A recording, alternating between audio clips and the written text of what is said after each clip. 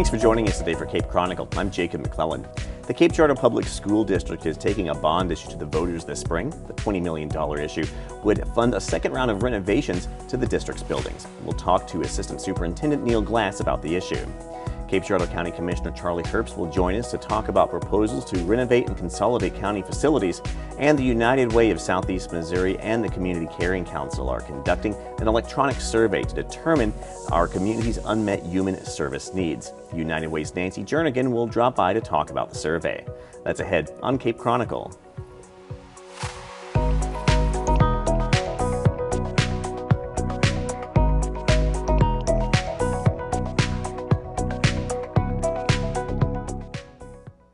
The hardwood doesn't care. The gridiron doesn't care. The diamond doesn't care. The tracks, the courts, the fields, they don't care. I don't care. I don't care. We don't care. I don't care. Southeast Missouri State University doesn't care. If you can play, you can play.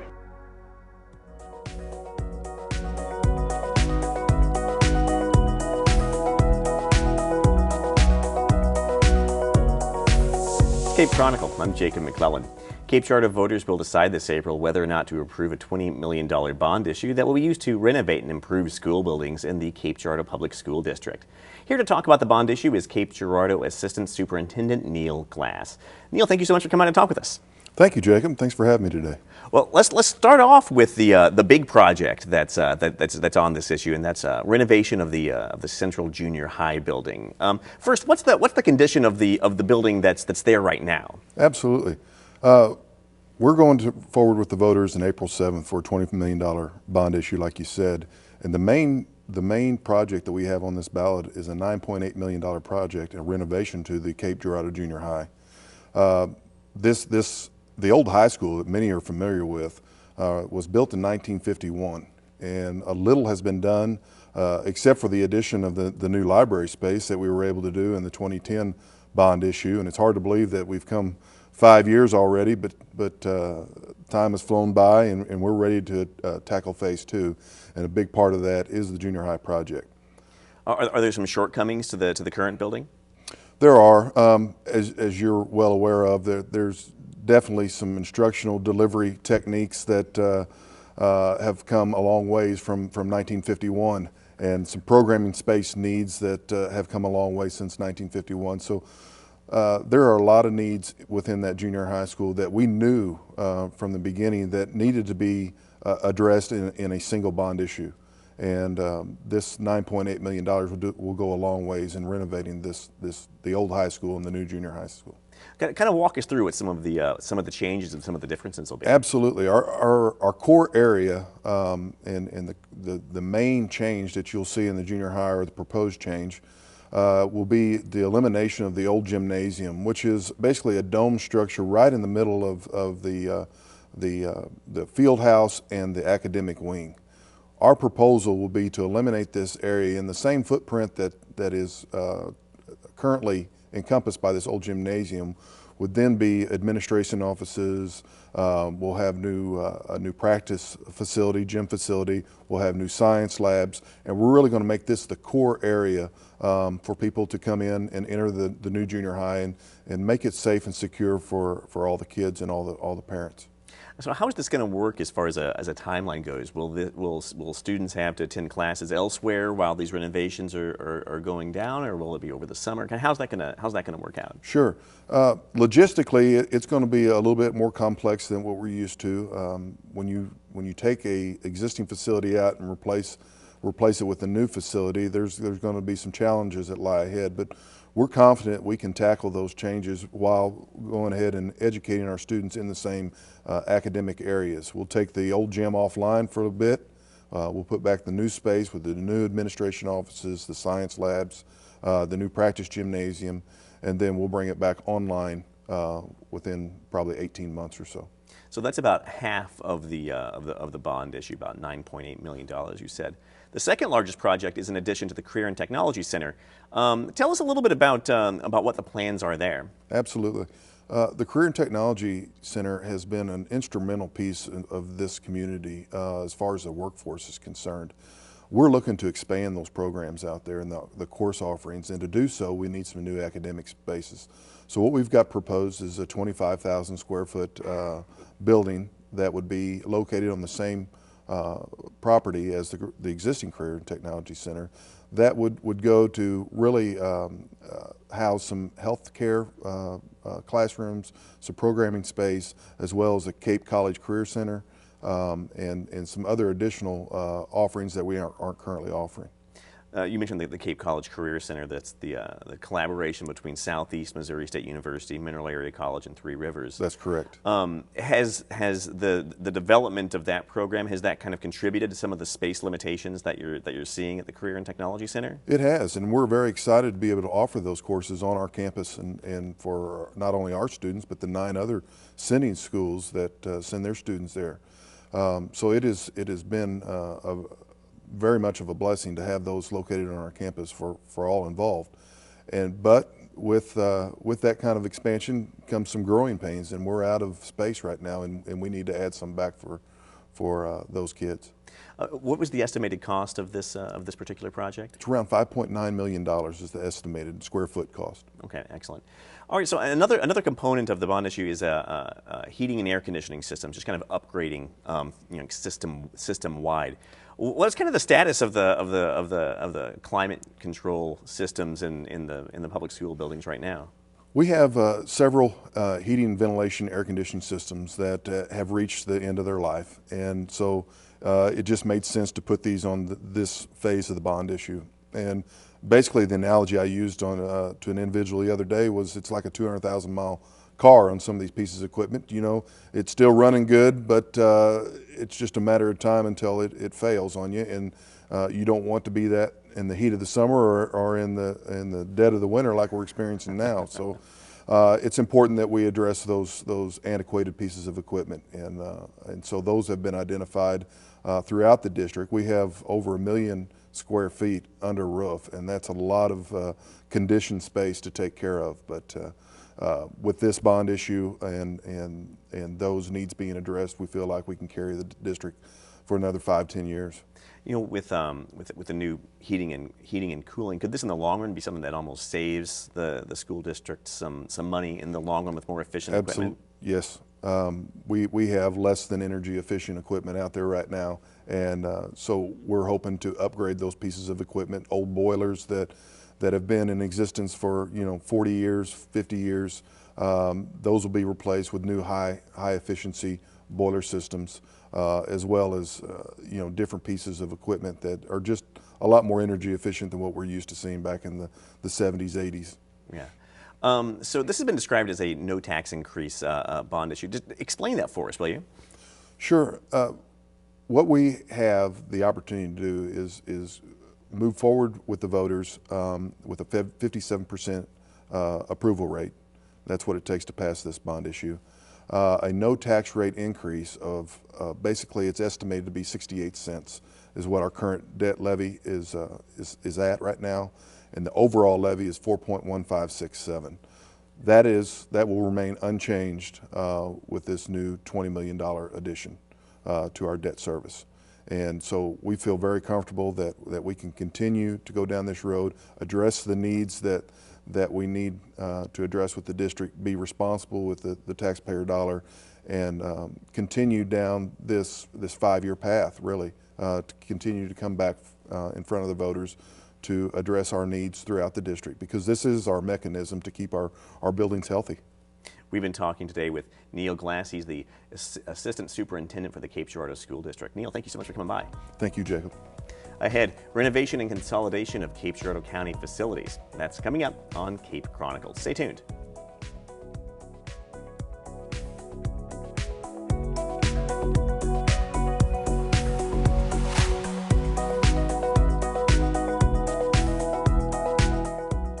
The walk for Redhawks is extremely important to us. My athletic scholarship means a tremendous amount to me and my family. It means so much to me, that people are generous enough to donate their money to provide for me. If I were to say one thing to the people who support the Walk for Red Hawks, I would say thank you so much. We're looking forward to seeing you April 25th for the 8th annual Walk for Red Hawks.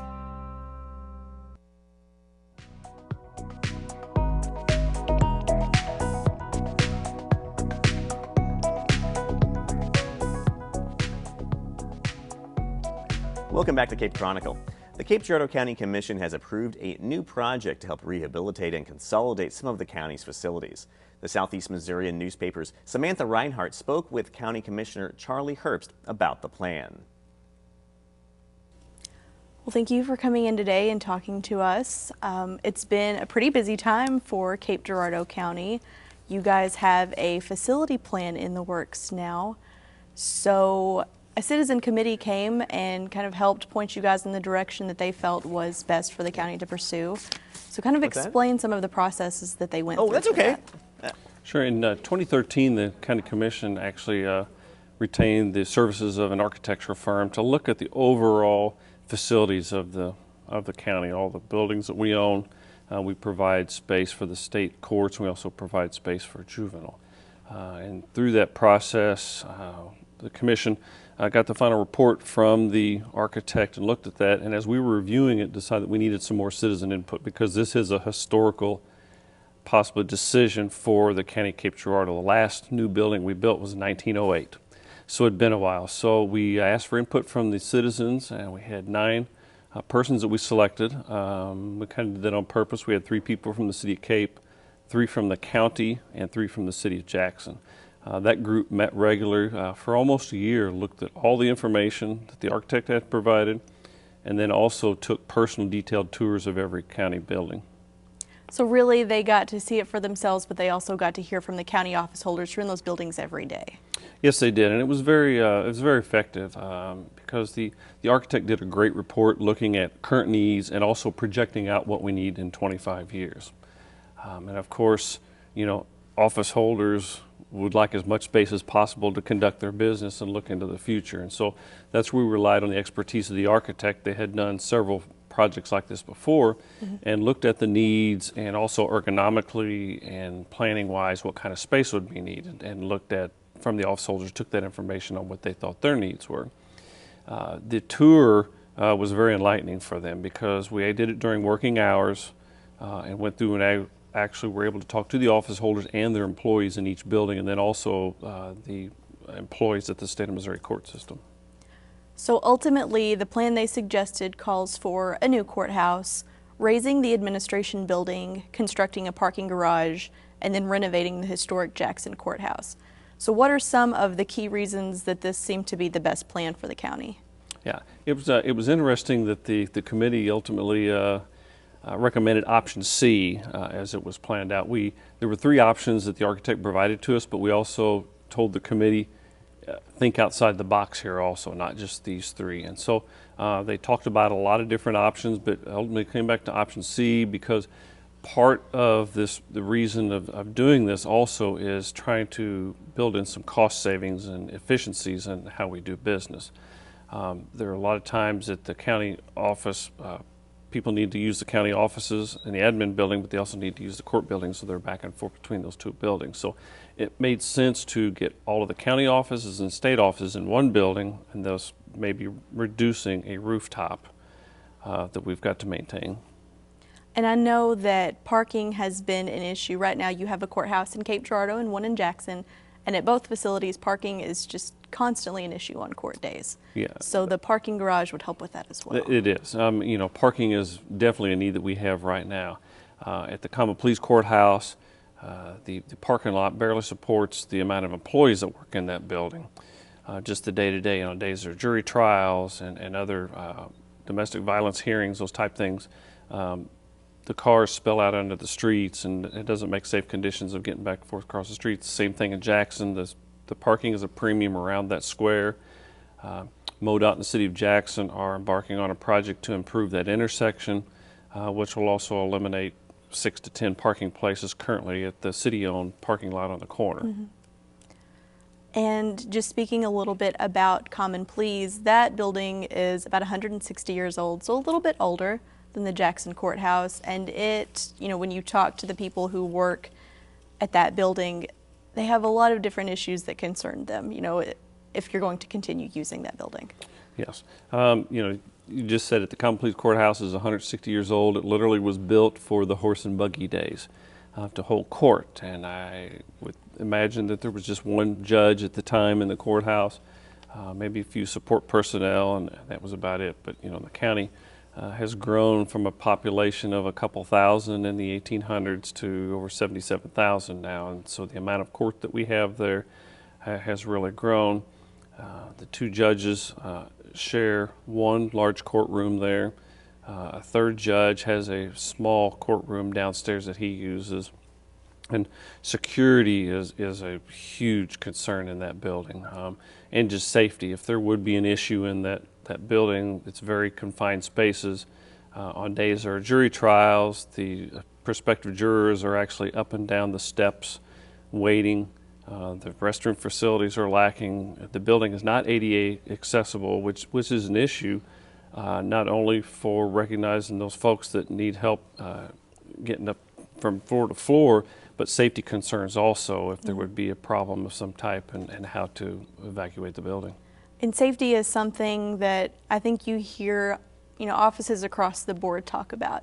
You're concerned about the employees there. You're also concerned about the users of the court, because you do have those confined spaces. And, when you see other courtrooms, there is more space to separate, the people who are there filing claims and the employees, and just make sure that everybody really is adequately taken care of. And I think that is an issue that comes up again and again for this. Yeah, it's very so. And the judges, every day you can talk to any of the judges. They're just very concerned every day about everything you just mentioned from that. And of course, we've all been aware in the media of different incidents that have happened somewhere else. And we like to think that'll never happen here in our backyard, but I think as county office holders, the commissioners are required to provide good and sufficient space for our state courts, and I don't believe we're doing that at all. Yeah, I think access to courts is another issue, and that comes with the ADA compliance, but that also comes from having two courthouses in two towns. It gets a little confusing. Yeah, it does, and we're one of two counties in the state of Missouri that operates two courthouses, and primarily in Cape Girardeau County, all criminal court is held in the city of Jackson at the courthouse there. Civil proceedings are held in the Common Pleas Courthouse, and part of that is because of the volume. There's a lot of criminal proceedings taking place. The Jackson has a little bit more courtroom space, and the building is bigger, so it can handle the witnesses and the logistics that go with those criminal proceedings. It's also located right across the street from the jail, and that again leads itself to concern that many people have seen the folks in the orange jumpsuits coming back and forth across from the jail to the courthouse, and that is a huge safety concern, not only for the deputies but also for those folks in the orange suits that are coming back and forth, their safety also. And I think another thing important to point out is Jackson is the county seat. So when it comes to looking at this consolidation and being as efficient as you can, that's really where you have to look, is your county seat. And certainly being near the jail is something that safety-wise does really help you guys out. Yeah, and the Citizens Review Committee, that is one of the bullet points that they looked at for locating that new court space next to the jail. We already own the property. The jail is built as such that a building can be connected to it, and so it makes seamless transition for the prisoners to go back and forth from court and from the jail. Right now, if we have criminal proceedings in the Common Pleas Courthouse in Cape Girardeau, they have to be loaded up in the van, transported back and forth. It ties up a lot of manpower and also exposes ourselves to a lot of liability. And for every part of this plan, it requires a funding source. And it was recently approved by Commission to place a 1% use tax on the April ballot, with the use tax being levied on specific out-of-state purchases. So just briefly, why is this the best revenue stream? There were three options open to the commissioners to fund bonds for a courthouse. We are really financially sound in Cape Girardeau County for our day-to-day general operations to provide the services required for the citizens. However, to borrow on the bonds of $20 to $25 million would take a revenue stream of about $1 million a year. And so the commission looked at the three taxes available to us: an 8-cent sales tax, a property tax, or a use tax. After discussion and the public hearing, we elected to go with the use tax. The use tax would generate about $1 million a year, which is a projection by the Department of Revenue. So those are purchases of items outside of the state of Missouri. You know, we're very familiar in Cape Girardeau County, particularly the city of Cape Girardeau, with having a dedicated sales tax for a project, and some of those haven't sunset. Well, I appreciate you coming in today, and I know if people have questions, capecounty.us is a good place to go for that. So again, thanks for coming by and explaining this to us. Paper, speaking to Cape Girardeau County Commissioner Charlie Herbst. Ahead, unmet human service needs in Cape Girardeau. That's coming up on Cape Chronicle.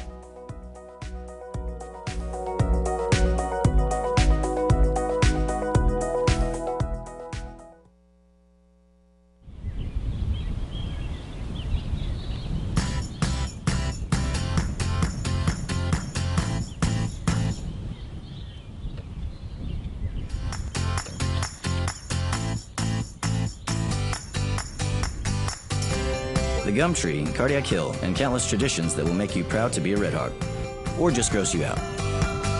What are you waiting for? Schedule your visit today.